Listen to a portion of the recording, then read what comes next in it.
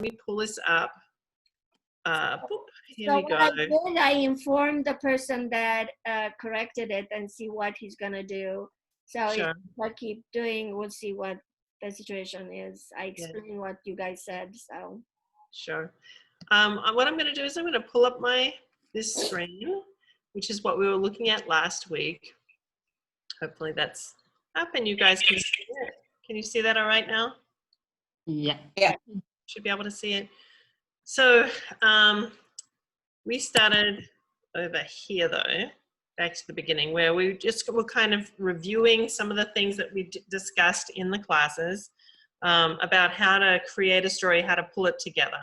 And we had gone through this exercise where I said, okay, you're going to be talking from your perspective.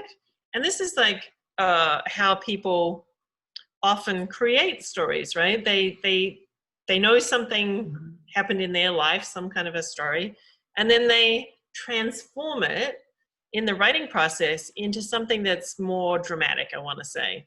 So I can talk about this from my perspective. From my perspective, when I wrote my first book, The Paperback Shoe, I wanted to write a story. I initially wanted to write a nonfiction story about my grandparents and about how they had Italian POWs on their farm during World War II and how they were pioneers in the district and so on. And I interviewed all these people and I went to all the historic societies and I got all this information. But bottom line, when I started to write the story, it wasn't very interesting because my grandmother and my grandfather really loved each other. There was no conflict in the story. They were just like, yeah, I love you more, I love you better. There was no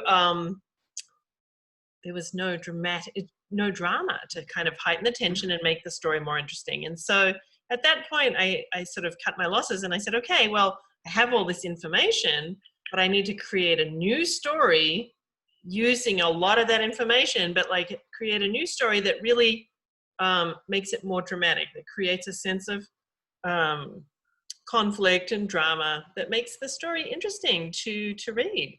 And so that's really what I'm asking you to do in this process. I'm asking you to try and take some information that you know and then walk it through the steps of creating something new from that. So we talked about the conflicting desires, right? That you might have a wish for this and a wish for that, and they kind of butt heads. And we talked about where they come up, when they come up, how they come up, why they come up, and so forth. And then we talked about this. So what kind of people do you get involved with when these conflicting desires come into play? So write down 3 of them. And I think that was the last thing that we did in the class, where we talked about these different characters who might come up in your story, different people who might put pressure on the story. And so we're going to go here today. We're going to start at 4. And what I'd like to do is I was going to start with Sarah's story so that we could work with that, but she's not here, and I don't feel so good to do that if she's not here. Maybe I should just wait. But so you guys have your work from last week, and what I'd like you to try is let's go back to this slide. You have like these different characters who are putting pressure on your story, and you already know the 2 things, let's say, within yourself, which are butting heads. So if you choose different possibilities in your story, like let's say in the case of my grandparents' story, which became The Paperback Shoe, right? It's no longer their story. It's a story about 2 completely different characters.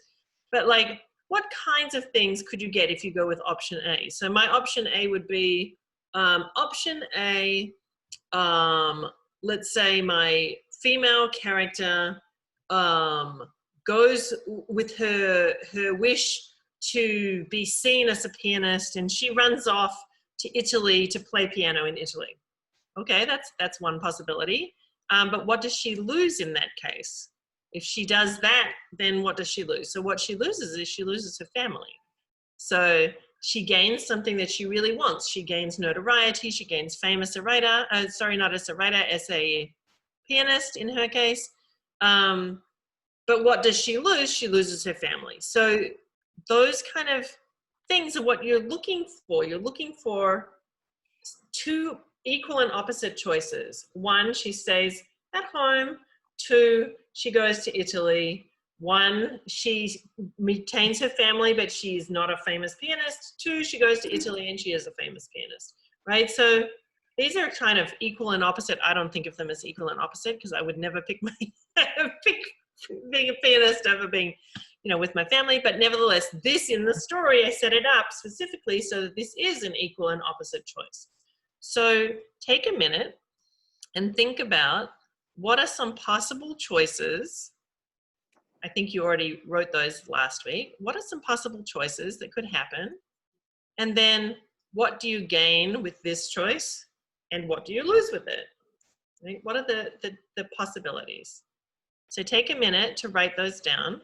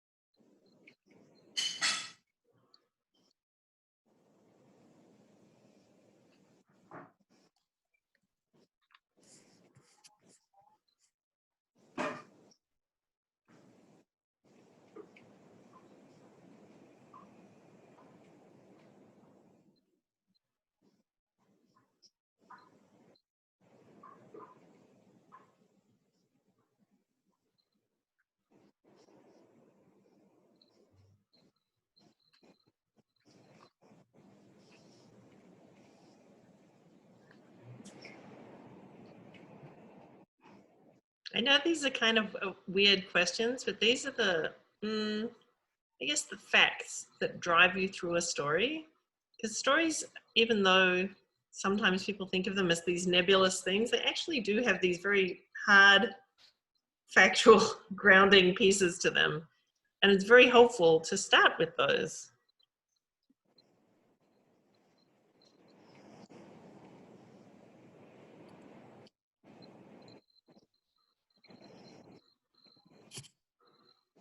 Rajuka's nodding her head. No, a cookie. No, I'm right back. I'm nodding for something else. I'm disrupting a bit politely. I'm asking Rafael to re-enter using the site to see if it's working now, because I'm upset that the other two are not here. So I hope. It worked. That's weird because I'm right back. Okay, yeah. So he's gonna be right back by trying to re-enter. I just sort of if he can, that means it's working, but I don't know why. But anyway, I actually had this done and I shared it last time. So I don't know so we can do this then. Yeah. Do this part. Okay, so would you just remind us what that was, Raduca? Because I wanted to it's hard to start in the middle of the lesson, I guess. Right. So Rafael already is, let's see. He came back? Yeah, he's already back. The same link as was before. Yeah, but it works from the site. If you go to the site and you click, it works. Yeah. Okay. I used it the first time and it worked. All right. So I don't know. There's two different, Raduca, I think there's two different links on the site. There shouldn't be, because there's no two different spaces. There should be only one, literally one way to enter the site in the class. Because I feel like when I clicked the link in my email, it took me to but don't do that. A different into the site kind of deal. Okay. That can be possible. I don't know. If you go directly to the site, not through your email, I think it should work. Yeah, no, when I went directly to the site, it was fine. No, the other way around. When I went directly to the site, it didn't work. And when I went through my email, it did work. I know. Okay.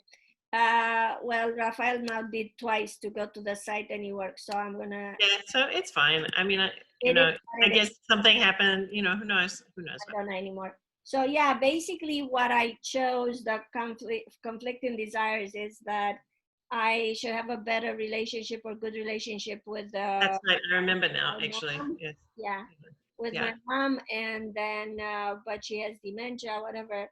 So the pluses of doing that obviously is more healing and repair of the relationship, Yes. and more closeness, and having the kids have a closer relationship with the grandmother, and Yeah. share more time. Although anyway, and the negative is that that closeness could actually lead to a re-entering an enmeshment zone, um, and sort of less peace of mind, um, things like that. I don't know anymore. So, if I was trying to create a story based on that idea, which I'm not, it's not my story, it's your story, but like if I was going to do that, I might also brainstorm some other options, right? So that's one option, and it's the most obvious option, or at least it's the one that you know the most about. But you might choose an option that you know less about, right? To go explore it. And then it becomes an imagined story, a fictional story, rather than a non-fiction story. So non-fiction, in many ways, is more painful to write. You're writing about something that you know about. And this is the moment in the story where you have the option to kind of step out of what you know into something that you don't know. And the reason that I gave the writing exercise last week about write about something that you've forgotten is because it's I'm asking you to imagine something that you haven't yet seen, but connected with something that you do, right? You know your life, let's say, but you don't remember this particular whatever it was. So I'm asking you to kind of flex those muscles that you use actually in writing a piece of fiction that's based on something that's nonfiction. And I think that that's like the most, at least I find it helpful in trying to make the transition from strictly factual into now we're writing fiction. So Penny, I think you did this last week, but could you just remind me what your option was, like where you have a choice? I'm just trying to go back there. It was Sorry. Sorry. My story probably was about Gray, and Yes. And the thing was whether to fight or not to fight to keep it, and if I want to go there, right, with that pain. So what's the possibility? I mean, I remember it now, but like, what was the possibility if you do fight? What could you lose? I mean, obviously, what you could gain is you gain the right to remain on the property on the beach, right? But what could you possibly lose? Well, yeah, they could be huge conflicts within the community, is little things that I wrote down, and legal battles and financial loss, arrest. Yeah. It's always that. It's some bad stuff. Yeah. Okay, great. And Rafael, what was your? I can talk. What were your possibilities between this and this? With the book. Yeah, with your book or with a story that you think working on. What I would do, I would give it back and don't be so worried about it, because they can't be that mad that you got it delayed. They maybe get you you may have to pay $1 or $2 more, but then that's all right. So that's what happens with Calvin, right? So can you imagine a different possibility for Calvin?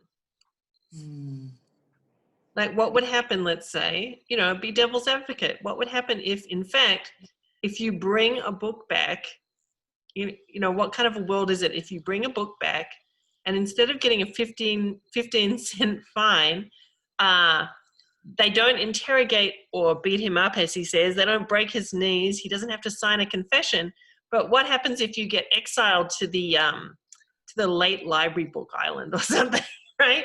So you can imagine a what if. You can step away from this thing. Let's say that Calvin is a real story, a non-fiction story. You can step away from that and kind of play devil's advocate, create these different possibilities, even if they're weird or strange or don't seem to kind of follow. It doesn't matter. You just keep on brainstorming. You keep on thinking about what are some of these possibilities? What could happen to this character right now? So like if I ask all of you, Raduca and Penny and Raphael, what's something that could happen to Calvin that let's avoid the violent options and just go with, if he brings back his book super, super late, and this is a whole different planet. This is not Earth. And in this different planet, they don't just fine you 15 cents. What happens to him when he brings his book back late?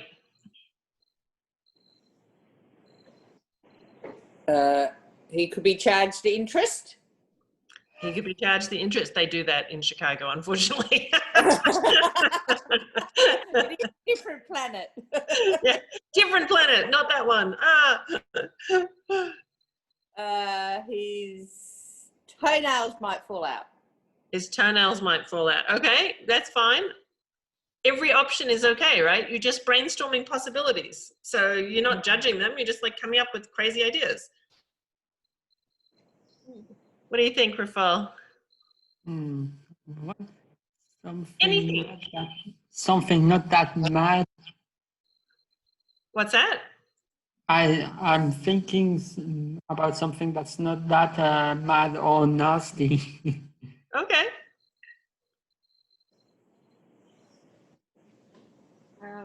Raduca, do you have an idea? She's laughing also.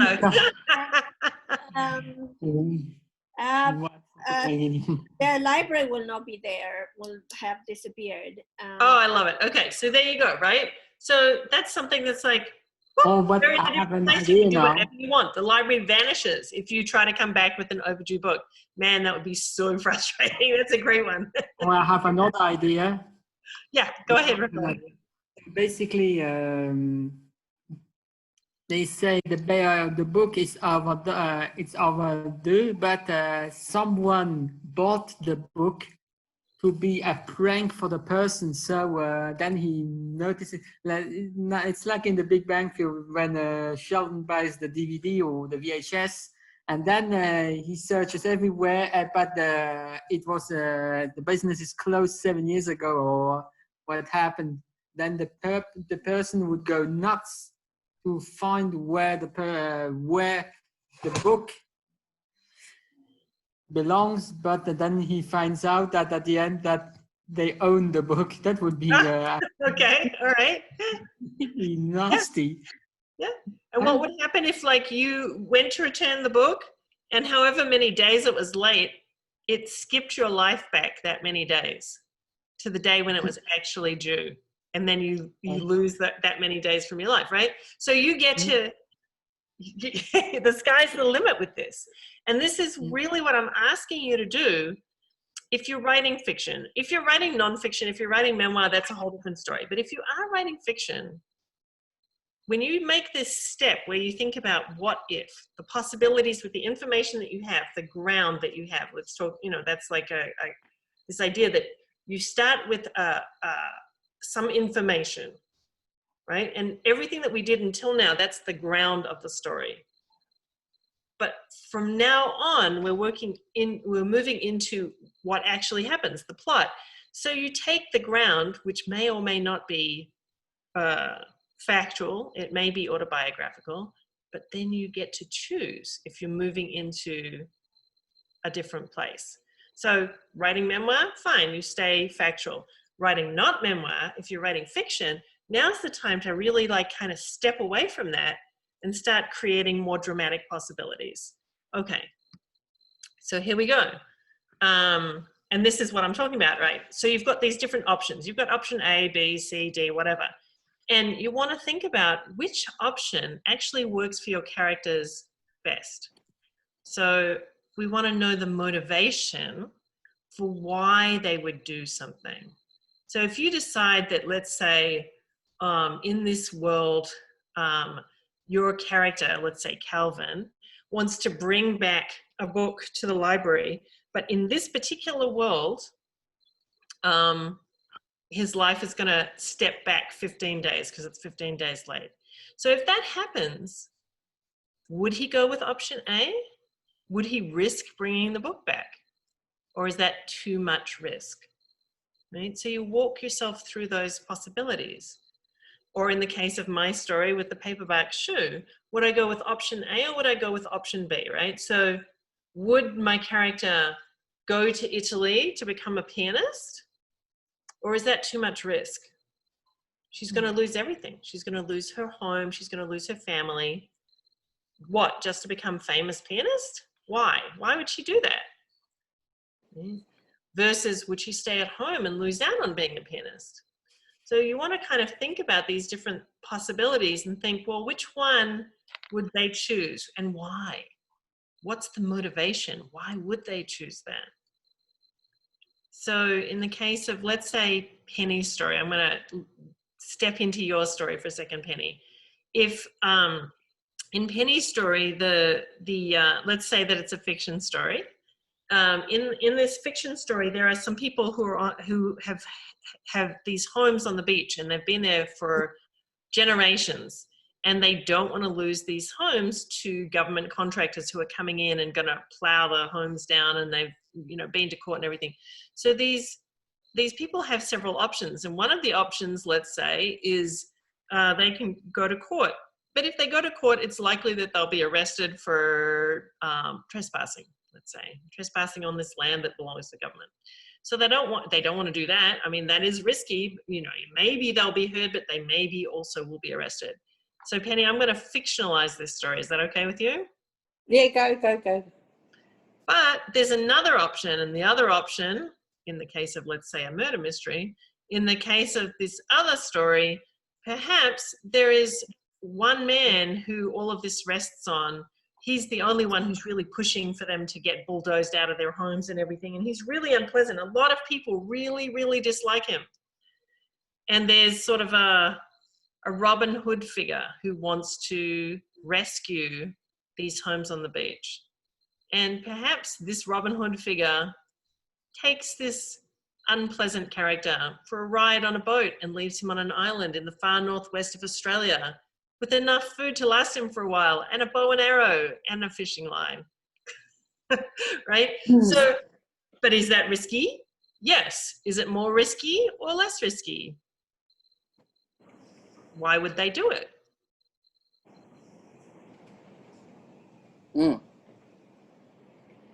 Right?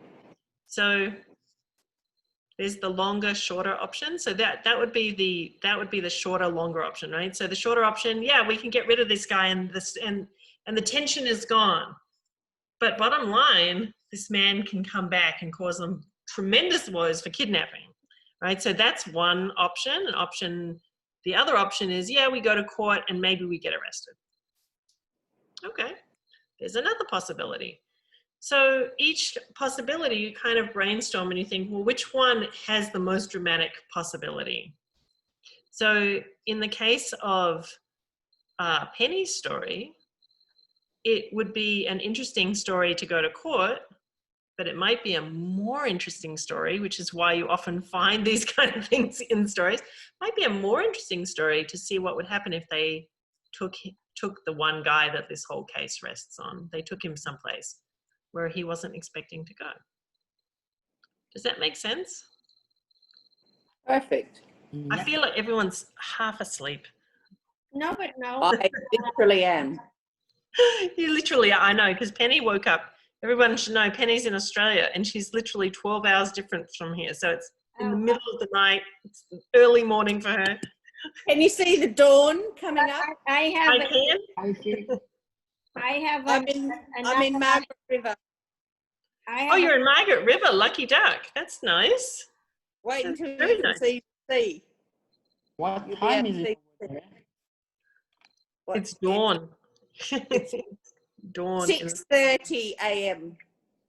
All right, Oh, so that's hours ahead of here. yeah. All right, so we're going to talk about. Let's walk through the steps. So, in writing, you often say, you want to get into the story in media res. So, in media res means just like right as the action is happening. You want to get in right as the most important critical pieces happen. So, let's say, again, in the case of Penny's story, is it interesting to sort of start 30 years ago and then sort of walk through all the events that take place in the building of these buildings on the beach? Or would it be a better choice to start closer to the action? So the person walks out to the mailbox and picks up the summons to court. That's one option. It could also be the option that they've just been told in court that they have to get off the land. It could also be the option that they're standing outside their buildings while the bulldozers are right in front of them. All of those options are getting closer and closer and closer and closer to the inciting incident. Right? And the inciting incident is basically just that person standing at the top of the cliff who kicks the stone off the mountain. And it goes tumbling all the way down, right? You want to have your foot on the stone right when you start writing, and then give a big kick, boom, and the stone goes all the way down, right? So what sets off the chain of events wherein your character, in this case you, has to choose between two things that they really want but are mutually exclusive? So if you were going to start writing right in the thick of the incident, can you get right to the heart of the issue in the first two sentences? So let's say, here's a dumb example, a midnight example when Goldie's writing this curriculum. Goldie knew she had a problem when the whale she was photographing swallowed her leg. She had promised her entire family she wouldn't get that close to the cetaceans, right? So now Goldie has a problem.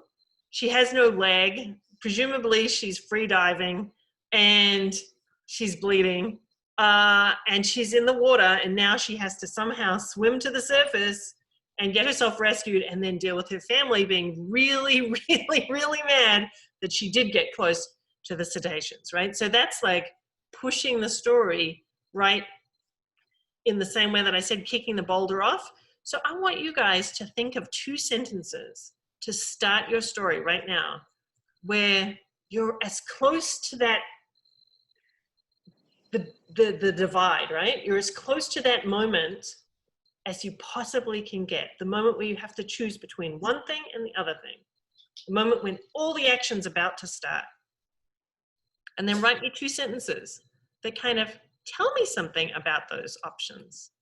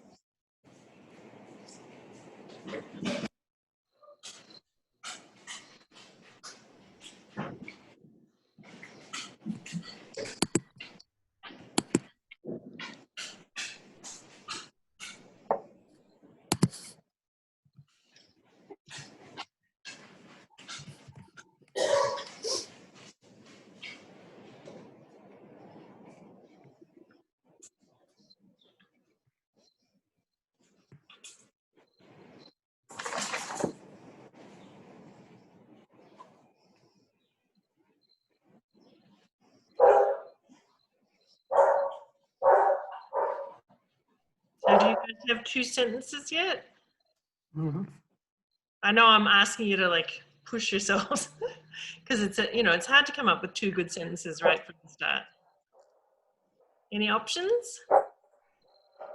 Mm.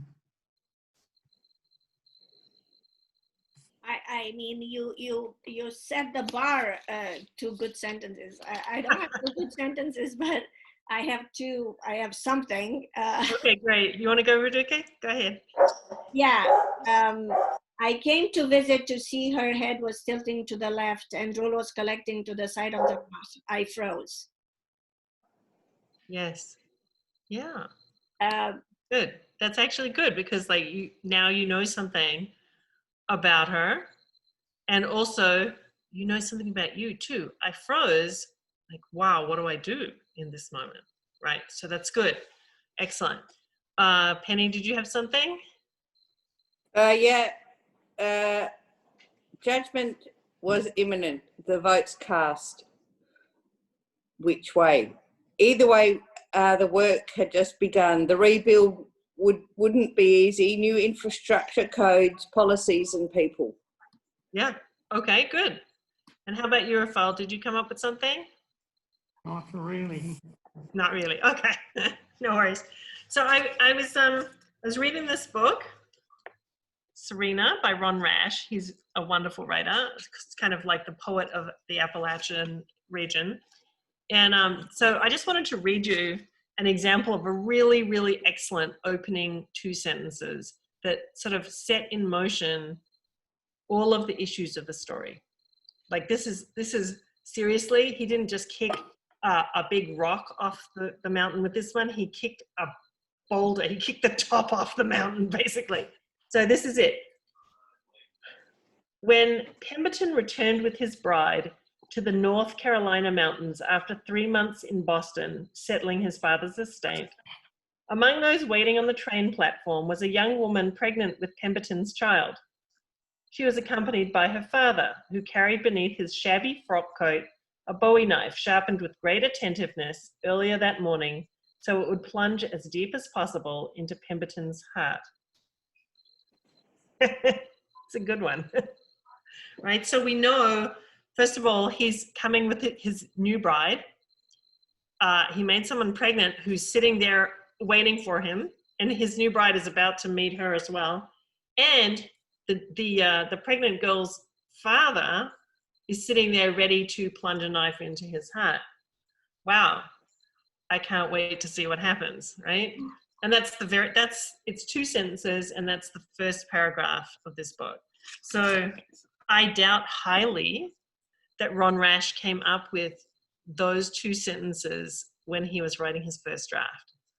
Really doubt it. I think he went back and he said to himself, okay, what can I do to demonstrate the main inciting incident right here in the beginning of the story? How can I do that?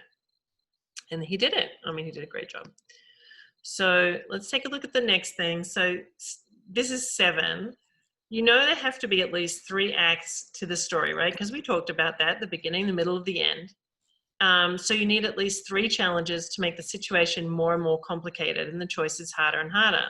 So like, here's Calvin, up, up, and away, and right? So here's his first challenge, oomph, kryptonite. Well, actually his first challenge is he can't actually fly. So that's his first challenge. And his second challenge is kryptonite. So who knows what the kryptonite really is, right? So when you're looking for problems for your story, you want to choose ones that are linked to that first inciting incident. They put pressure on that. They don't just put pressure anywhere, right? So like, it's super annoying when someone gives me a parking ticket outside, which they did this morning. It's super annoying getting a parking ticket, but does that cause pressure on my main story? No, it's just like a side aggravation, right? So you want to avoid putting side aggravations into your story. You want to put in put pressure on the main thing. And then this is actually coming towards the end of the story. And the end of the story has this place in it in good stories, in stories that make you feel things at the end, the main character comes to a place where, I use the word forgive, but other people use other words for this, but I talk about forgiveness. So how does the main character forgive themselves for the choices that they make in the story? Yeah. And that's a really interesting place to get to. Like, we didn't talk about that a lot because that actually, the writer has to write it to get there. And we didn't do a lot of writing in this writing class. But if you continue writing your story, ultimately you're going to get to a place where the character has made this choice already and something has dropped off. And now they're, instead of being here at the choice, which is the beginning of the story, they're over here. They're living with the consequences. And that living with the consequences is what we all do, right? We all live with the consequences of choices that we make. And then, but how do we live with ourselves? What do we tell ourselves to make those choices all right? And that's, to me, that's the interesting human part at the end of a story. Like when I read that, or I see that, or I hear that, even when people are talking about their stories, that's the part that I go, ah, I really understand that. Like, I understand forgiving yourself. Forgiving yourself is, again, my shorthand for what this moment is. And like in some stories, it doesn't happen. When it doesn't happen, I feel so disappointed. I'm like, no, you had the opportunity to talk about this thing that people do to make it okay to make choices, I guess, is what I want to say. And I think that that's like interesting. And, you know, here's Calvin. He says, Hobbs, I forgot to get you a present. I didn't even make you a card. Right? So Bill Watterson, who did the Calvin and Hobbes comics, he was brilliant at writing in these forgiveness moments, right? The moment when the character is able to acknowledge the choices that they made and talk about it. So, I'm sorry, Hobbs, I didn't mean to forget. It's okay, little buddy, I didn't get you anything either. But here's a tiger hug for being my best friend. Not so hard, you big sissy. You squeeze my tears out, right? So why does that, it's sappy, but like, why does it move us? It moves us, I think, because it's honest. It's honest about how people roll with the choices that they make. Yeah. Anybody have anything to say or add to this little section right here? Not really.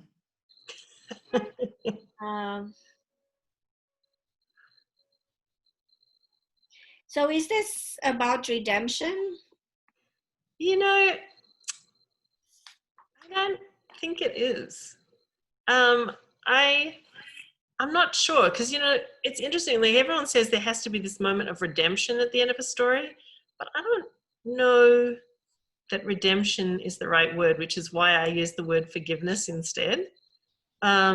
Because redemption means like everything's all right in the end, or redemption, you know, kind of this concept of like, well, you know, that which wasn't so great became great, or so, but I don't think that that's real in people's lives. I think what is real in people's lives is this thought that, like, you know, you make choices, some of them are good choices, some of them are not so good choices, and ultimately you have to make peace with those choices.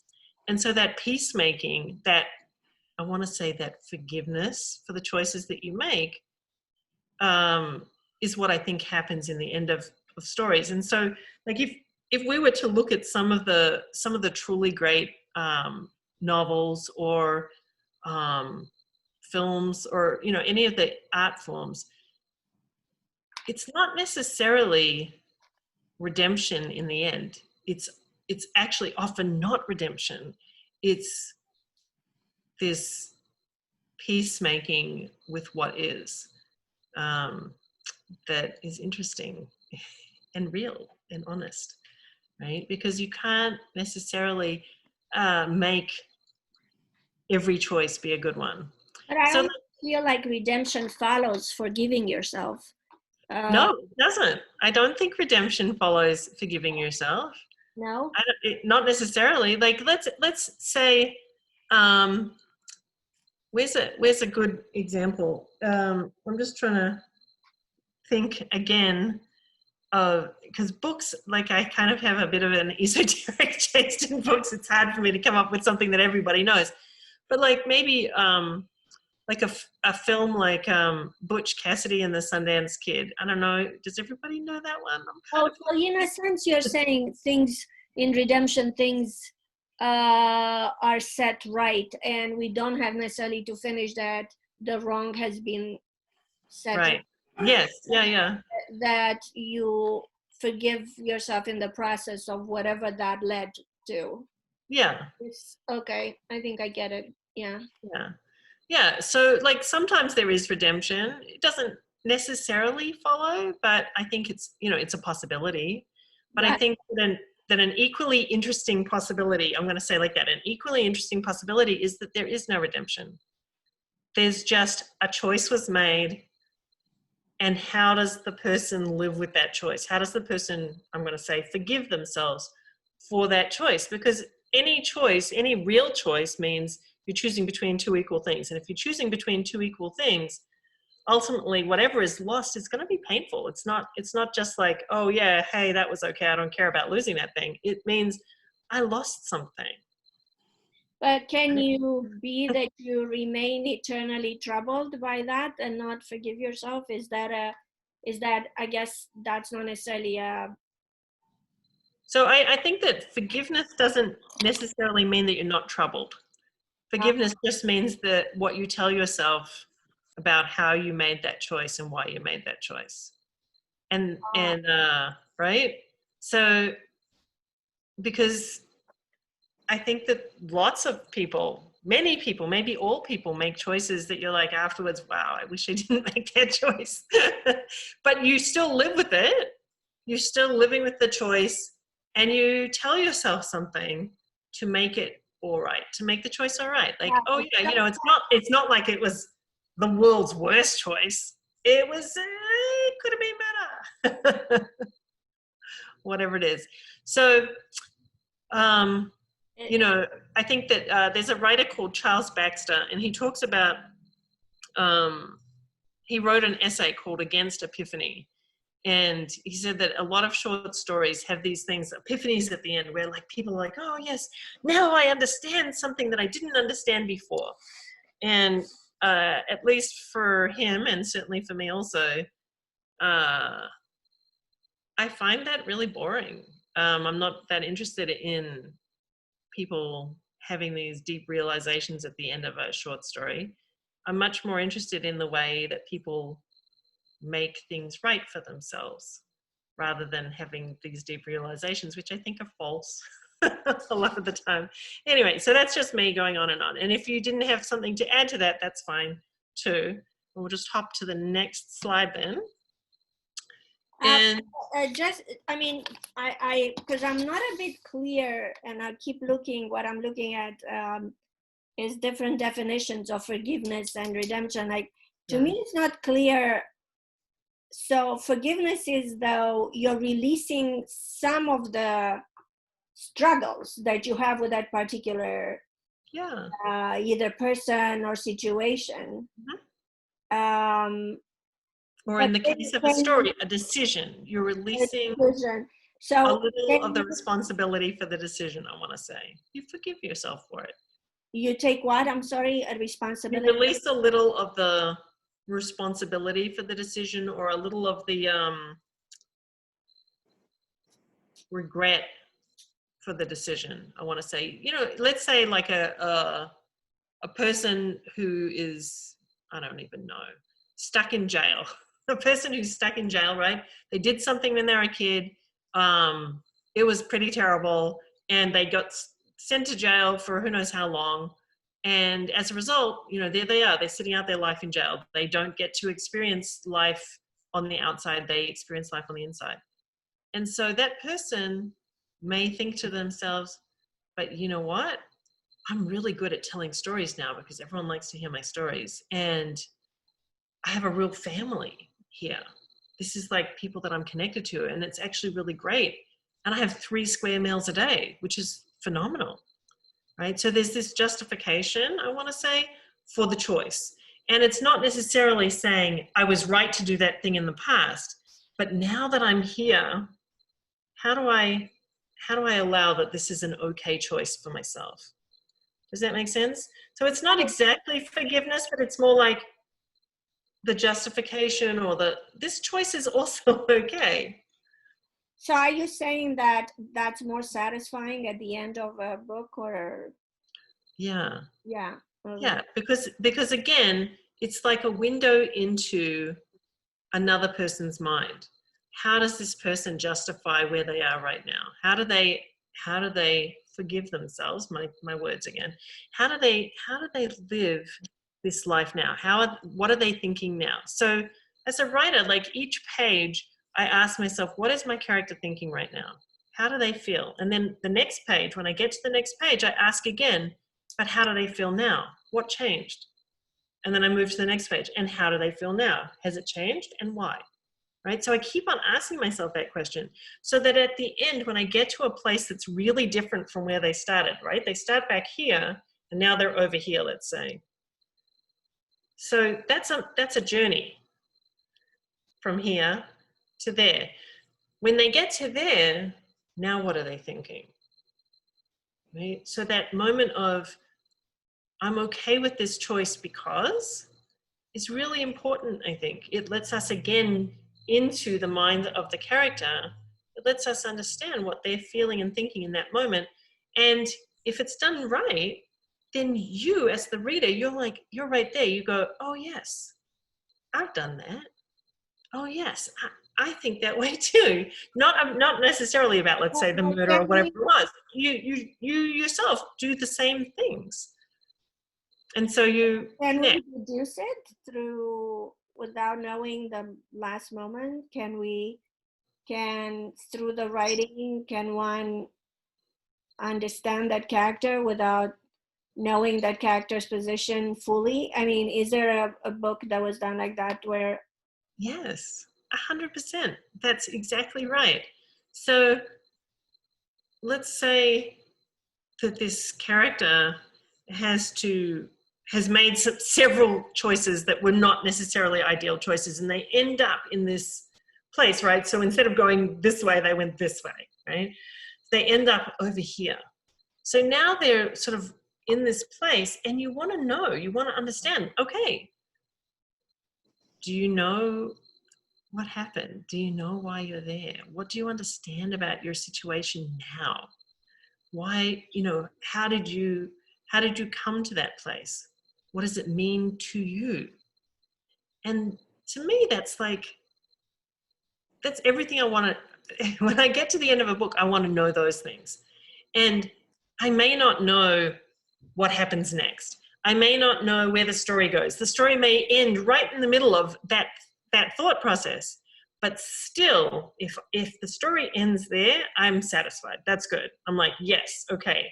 I have what I need to kind of make some, like if I wanted to keep on rolling that stone down the mountain, I can do it myself now because I actually know where they are mentally. That's interesting. Like, I want to know the emotions of the characters. Like, I do, that's what I write. I write character-driven fiction rather than plot-driven fiction because I'm really curious about, well, where are you going with that thought? Where, what's next? Oh, okay. Thank you. Okay. That was probably too wordy. I'm sorry. No, I just could not let go. I could not understand. Okay. Yeah. That was helpful? Yeah. So, okay. All right. So I want you guys, we've got like 3-4 minutes. I want you not to write it. I want you to tell me something that you've completely forgotten. Describe something that you've completely forgotten. You're each going to get 1 minute to talk about it. So go. Rafael, tell me something that you've completely forgotten. Describe it to me.